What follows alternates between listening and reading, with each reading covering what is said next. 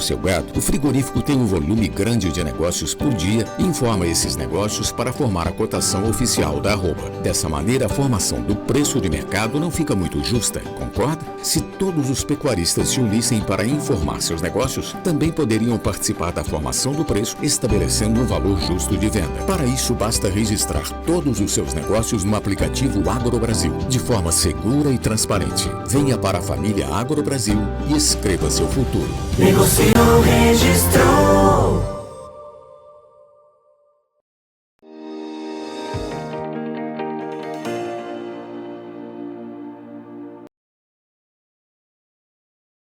Olá, sejam todos muito bem-vindos ao Notícias Agrícolas. Estamos começando o nosso boletim de mercado, olhando para os preços e principalmente a formação desses preços no mercado interno, na exportação. E dá para a gente concluir que essa semana foi uma semana de pressão sobre as cotações da arroba do boi, uma arroba que já vinha sendo pressionada já há algumas semanas, mas a gente percebeu que esse movimento ganhou mais força ao longo dessa semana. A gente vai lá para Curitiba, lá no Paraná, onde está Fernando Henrique Iglesias, da Safras e Mercado. Fernando, passando frio por aí, Fernando? Seja bem-vindo, meu caro.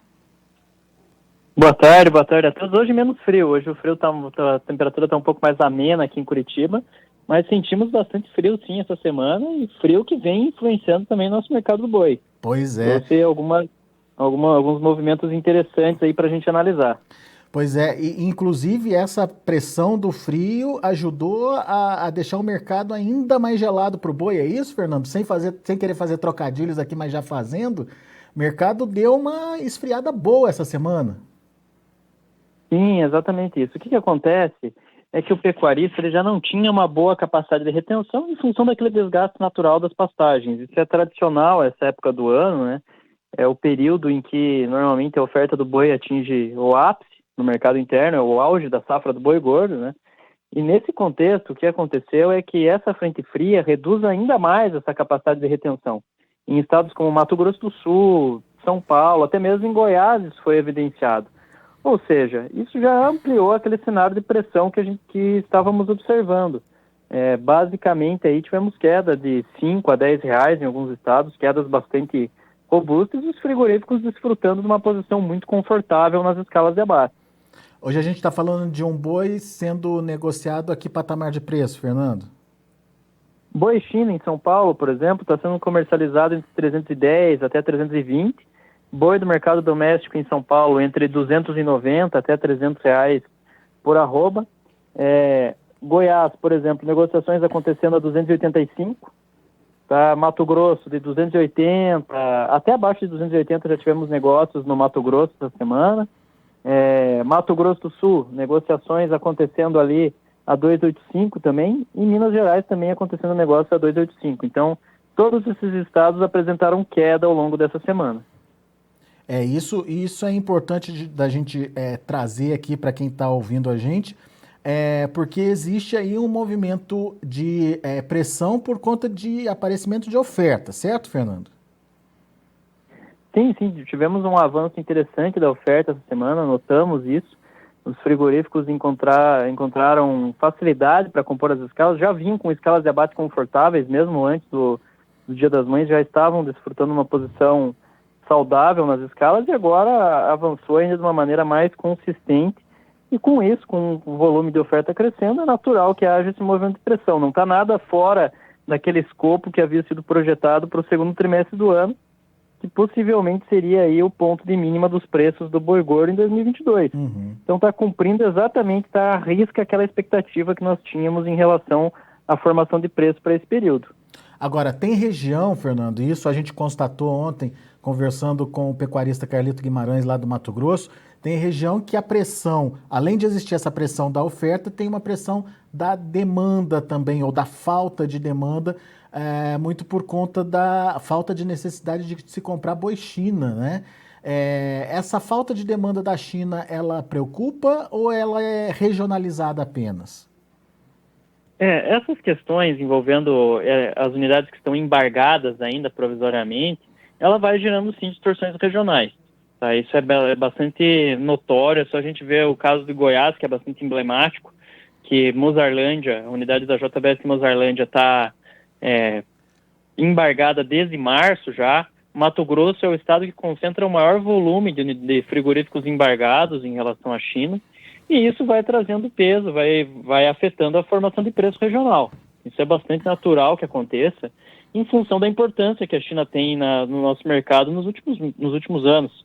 Então é bastante compreensível que isso aconteça. Para o pecuarista, isso é muito preocupante, porque quando a gente fala de um animal padrão China, ele é um animal que tem um custo mais alto para você produzir. Ele vai exigir um certo cuidado diferenciado, e isso é custo. Isso entra na estrutura de custo do pecuarista. Ele não conseguir colocar esse animal, não receber as bonificações de animal padrão China, acaba gerando pressão sobre a margem, acaba diminuindo a rentabilidade, acaba afetando o fluxo de caixa do negócio. Então isso é muito preocupante realmente do ponto de vista do pecuarista. Acaba afetando a formação de receitas de uma maneira bem importante. Bem lembrada essa situação, principalmente da rentabilidade aí, do que vai de fato para o bolso do produtor. Agora, Fernando, essa questão, ela dá para a gente entender como pontual ainda, está mais grave nessas regiões que tiveram os seus frigoríficos que exportam para a China suspensos para fazer esse tipo de comercialização, ou já entra num cenário mais generalizado? Existe uma demanda menor da China acontecendo?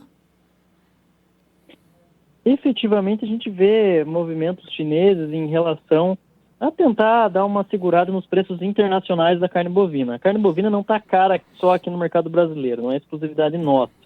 Então, a carne bovina é muito cara nos Estados Unidos, na Austrália, na União Europeia. É um quadro inflacionário global. Na Argentina, no Uruguai também são preços dispendiosos. Então, a China ela é sempre muito proativa nessas questões que envolvem segurança alimentar da sua população. A gente já viu esse tipo de estratégia sendo adotada antes.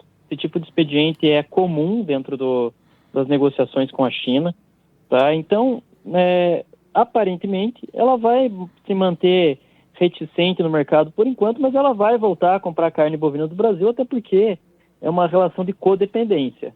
A China não encontra hoje uma alternativa melhor do que o Brasil para fornecimento de carne bovina. Estados Unidos tem uma capacidade produtiva muito boa, mas os preços são bem mais altos do que aqui no mercado brasileiro.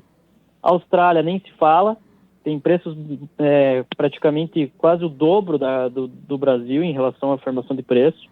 E Uruguai e Argentina também têm preços acima do mercado brasileiro. Então a China não vai encontrar uma alternativa melhor do que o Brasil para fornecimento de carne bovina em 2022. Por isso que quando acabar o lockdown em Xangai, os embargos começarem a se reverter, o Brasil deve seguir vendendo ótimos volumes de carne bovina com destino ao mercado chinês. Tanto que os dados da alfândega chinesa apontam que 50% das importações de carne bovina que a China faz vem do mercado brasileiro, vem do Brasil. Então, vamos dizer que mantemos essa relação de codependência e ela vai seguir assim em todo o ano de 2022, em função da disponibilidade de rebanho bovino ao redor do mundo. Muito bem. O fato é que a China segue demandando, portanto, a carne brasileira, e a gente precisa contar com isso aí para que definitivamente a gente tenha uma segurança na formação dos preços por aqui. Agora, Fernando, essa pressão que a gente viu se intensificar ao longo dessa semana sobre as cotações, elas têm fôlego para continuar? A gente pode ver o mercado seguir pressionado aí nas próximas semanas? Pelo menos até o final de maio, o cenário vai ser de continuidade desse movimento de pressão. Os frigoríficos estão muito confortáveis em relação às escalas, conseguiram uma frente muito interessante, e com isso dá tranquilidade para eles. Eles não têm desespero na compra de gado hoje, a gente não vê situações complicadas na formação das escalas, não há dificuldade, então eles vão seguir aí tentando realizar compras a níveis mais baixos. Isso é muito interessante da gente colocar. Outro aspecto que precisa ser colocado é que em breve essa oferta de safra do boi gordo vai chegar ao fim. A gente entra naquele período de transição entre safra e entre safra. Vai haver uma dependência maior do confinamento para a composição de escala. É possivelmente um momento do ano em que o real vai operar um pouquinho mais desvalorizado. Isso vai dar fôlego para o frigorífico exportador, ainda mais fôlego. e é um período em que a China vai estar saindo do lockdown, vai estar retomando suas atividades de uma maneira normal e muito possivelmente vai começar a remover os embargos em relação à carne bovina brasileira. Então é nesse momento que o boi vai encontrar as condições mais propícias para subir de preço, encontrar as melhores condições para a alta das cotações. A partir de quando, então? Entre os meses de junho e julho é o período aí em que a gente vai ver esse ponto de virada no mercado do boi, que possivelmente os preços vão voltar a ter uma escalada interessante. Muito bem. Enquanto isso, a gente tem que ficar de olho no que está acontecendo com o mercado interno e principalmente como o preço da carne pode estimular ou não os frigoríficos a comprarem mais animais ou não. Como é que a gente está vendo aí esse movimento nesse momento? O preço da carne no atacado me parece que também teve recuo essa semana, Fernando. Exatamente isso. É natural, a gente está na segunda quinzena do mês. Segunda quinzena do mês é um período de reposição mais lenta entre atacado e varejo. Não tem nada de anormal disso. Parte da população segue descapitalizada. Temos que considerar também o cenário macroeconômico, que não é dos mais fáceis aqui no Brasil. O crescimento muito tímido da economia brasileira em 2022, em torno de 1 a 1,5% esse ano, o crescimento do PIB. Estamos falando aí de uma dificuldade muito grande de criação de novos postos de trabalho, de avanço da renda média. Tudo isso aponta para uma manutenção do padrão de consumo em proteínas mais acessíveis. A carne bovina segue num patamar extremamente proibitivo, está distante da mesa do brasileiro. Isso não tem como a gente tapar o sol com a peneira, né? A expectativa é que basicamente mantenha-se um consumo direcionado à carne de frango, a ovo, a essas proteínas que são mais competitivas em relação a preço. Então, vai manter esse padrão de consumo o ano inteiro e esse vai ser um grande limitador para movimentos ainda mais robustos do boi gordo. O boi gordo só não sobe mais porque a demanda doméstica não permite isso. O consumidor brasileiro não tem capacidade para absorver altas ainda mais robustas da carne bovina no varejo. Então, isso acaba limitando movimentos no mercado do boi. Muito bem, então vamos falar os preços, então. Boi casado, quanto, Fernando? Estamos trabalhando essa semana aí a R$19,30, São Paulo como referência, né, o principal centro consumidor do país. E é um boi casado aí que, se a gente colocar o couro, colocar o sebo, vai chegar aí na faixa dos 315.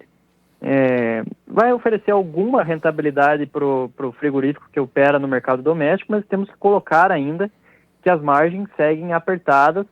É só acompanharmos os números de exportação, um resultado espetacular das exportações brasileiras em termos de receita esse ano, e vai formando aquele abismo que a gente sempre comenta entre frigorífico exportador e frigorífico que opera só no mercado doméstico. Isso é um foco de atenção que precisa ficar no radar do pecuarista, do consumidor de carne bovina, que isso, querendo ou não, vai, a médio e longo prazo, vai formando situações de concentração do mercado. Então tem que ter muita atenção em relação a isso, a essas situações de mercado que vão acontecendo. Boa, Fernando. Muito obrigado, viu, pela sua participação mais uma vez conosco aqui no Notícias Agrícolas. Volte sempre.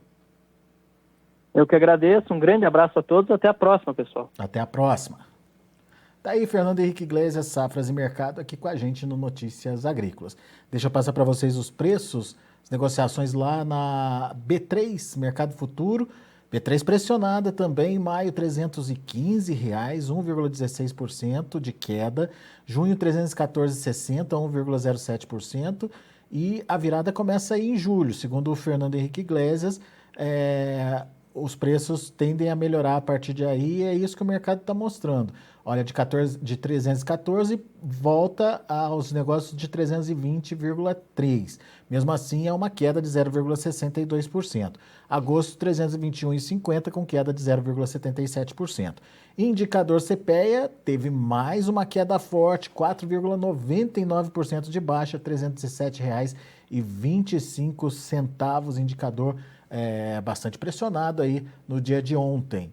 A gente aguarda a finalização dos negócios no dia de hoje para que o indicador, ao ser divulgado, seja conhecido por você também aqui no Notícias Agrícolas. Notícias Agrícolas, 25 anos ao lado do produtor rural. Se inscreva em nossas mídias sociais. No Facebook, Notícias Agrícolas. No Instagram, @Notícias Agrícolas. E em nosso Twitter, @Norteagri. E para não perder nenhum vídeo, Não se esqueça de nos acompanhar no YouTube e na Twitch Notícias Agrícolas Oficial.